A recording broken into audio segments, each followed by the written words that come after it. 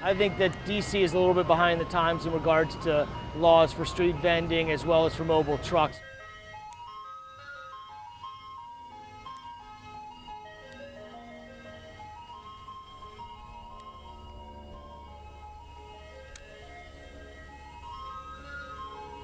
So they've not yet updated their book. So for us, we're being treated as an ice cream vendor. So the rules in DC for us now are we have to wait for a line to be able to stop. And it makes it very challenging.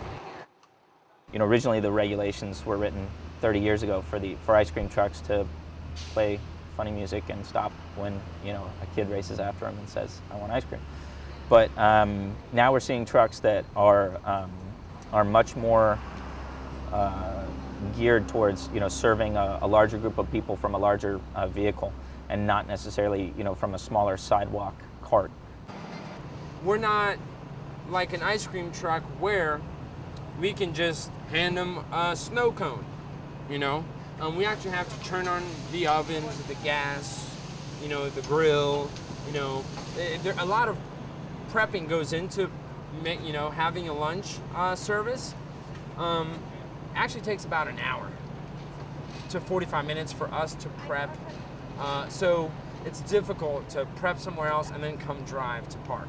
Well, ultimately, we're going to be opening up sites that we could permit them to on a permanent basis, or a number of sites that say, you know, one truck might be able to rent from the city, so that they could, you know, visit several locations throughout the day, serving breakfast at one location, lunch at another, and dinner at another location. I mean, I think with the mobile street vendor, you get the kind of quality of food that you would expect in a restaurant or, you know, a nice sit-down place. It's really just the convenience of it. That's, you know, it's fast, it's easy, it's always fresh. Whereas a hot dog stand, you know, it's pretty much like hot dogs and pretzels.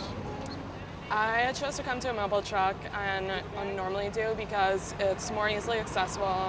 I think people prefer going to these in a restaurant, especially when you're sitting in an office all day. And it's just a different experience. You know, maybe you meet another person in line, you get to talk to other people, and I think overall it's a lot more enjoyable than going to a restaurant. I think the palates are changing for trying to get better food. And you see it with Food Network, with restaurants that are opening all around the country. It's, I think, a little bit less health-wise and more, you know, I don't put something that tastes great in my mouth rather than something that's processed that I can get fast. Life is so fast-paced in America. You know, you have working moms, you have working dads. In an area like ours, like the Washington, D.C. metro area, I'm lucky that I live 5 minutes away from the city. I can drive in, and it takes me 15 minutes, and I can bus, and I can metro, and I can even ride my bicycle into the city. But most people live an hour away.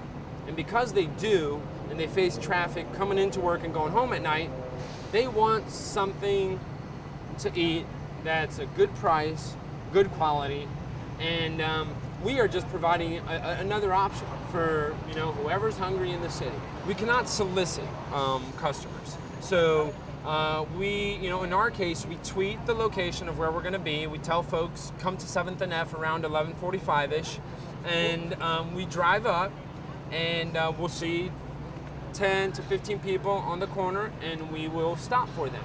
I find it very interesting sort of to blend the business aspect and sort of using organizing tools, things like Twitter, to let people know where you are, to organize people to come. It allows them an opportunity to respond to their customers directly. So I will tweet at people, I will tweet at a truck if I want them to come to my neighborhood. Will you come back to Chinatown?